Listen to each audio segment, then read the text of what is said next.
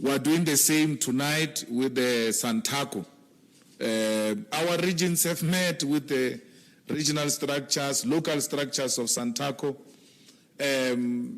What do we want from Santaco? We want nothing. It's an important stakeholder that must be made aware that the streets are going to be occupied. They use those streets every day. And therefore, it's only courtesy that you go to them and say, we know you use this facility on a daily basis, but please be aware that this facility will be occupied by a protest on the 20th of March. We did the same thing with the malls and the shops and business, precisely because we want to avoid looting. We don't want looting on the 20th of March. But you know that if shops are opened, people take advantage of those shops and engage in illegal activities. We're not saying in any of our letters, close the shop. We're making them aware that there will be a protest on such a day for them to make preparations to take into consideration that there will be such a thing on that day. So, anyone who says we have threatened violence is not telling the truth, because we have not threatened violence. All we did was to be nice to all the stakeholders, because that is in the nature and character of the EFF. So if,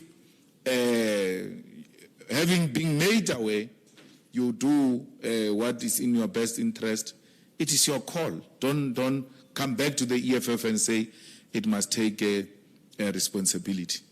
Now, we've been made aware that the DA has hired agent provocateurs who are going to be planted amongst the protesters of the EFF so that they can undermine the peaceful protest of the EFF, its integrity and its demands, so that everything else is about what the agent provocateurs would have done to divert attention from the demand of Ramaphosa's resignation. That's number one.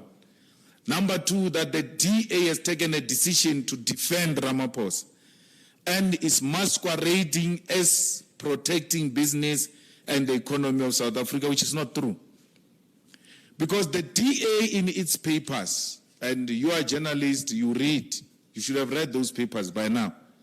They are not demanding the interdict. They are not interdicting the protest. They are saying they are interdicting violence and intimidation, which has never happened. How do you interdict non-existing thing? That DA of yours has actually approved the EFF's protest in Western Cape and in the Cape Metro in particular. How do you approve something today and tomorrow want to appear on TV as if you are not going to allow this type of a protest to happen? They've approved it. So everything else John was doing yesterday was just a PR to demonstrate to his funders that he's doing something in defense of Ramaphosa. But in reality, he knows that he can't stop the EFF. Not the DA, not anyone can stop the EFF. Now, the DA says to black South Africans, any protest that doesn't involve white people is going to be violent because black people need puppeting. Someone must come there and puppet us and say, no, don't do this, don't do that.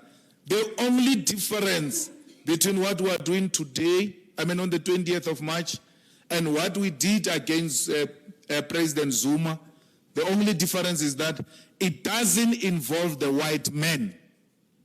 And the white man is a self-appointed supervisor of a black skin. Now that the white man is not involved, now that the white man is not approving, there's going to be violence.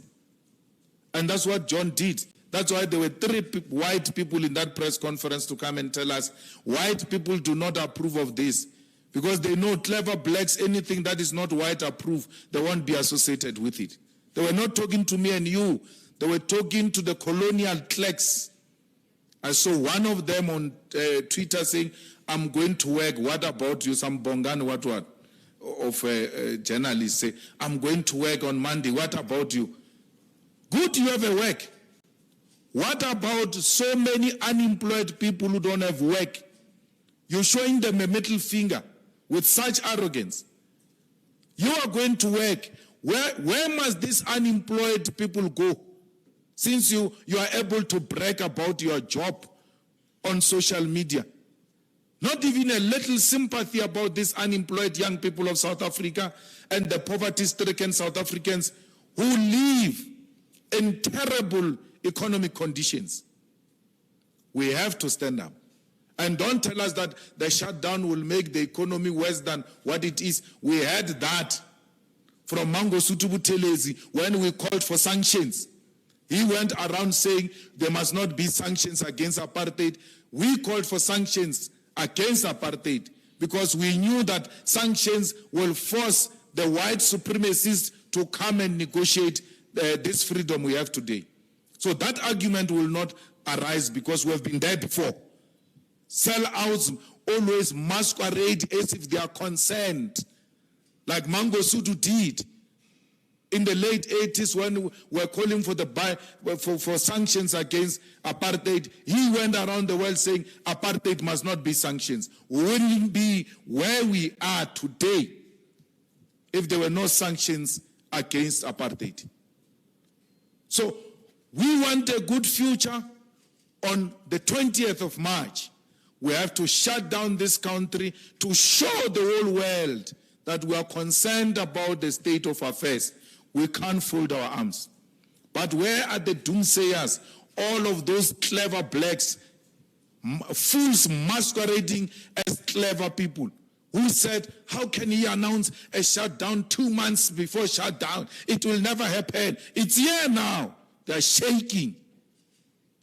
They thought we were bluffing when we announced this. Every time we speak, there is something, some narrative driven to want to undermine what we are saying. We announced this on the 19th of January, SG.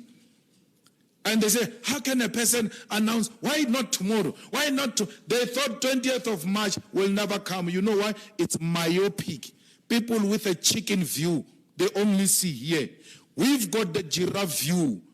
We can see the future. That's why we were never shaken, even when they said, why 2 months? We knew this day will come. Now all of them are running like headless chickens, as if they never knew this day will come. This day has come. Protest has got no formula. It's a protest. We have no permit. If you are going to ask for permit, we don't have permit. We are going to protest. We are not going to march. And to protest, we require no permit from anyone. It is our constitutional right. Enough is enough.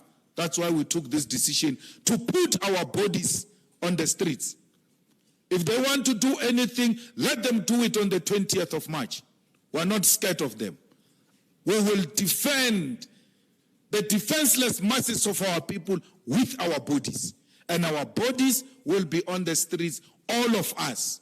Every branch of the EFF, every public representative of the EFF, every progressive force will put his or her body on the streets on the 20th of March. Like he did with Marikana, let him do it. Like the apartheid government did with Sharpeville, let history repeat itself. We are not scared. We are ready for anything for the 20th of March. I thank you.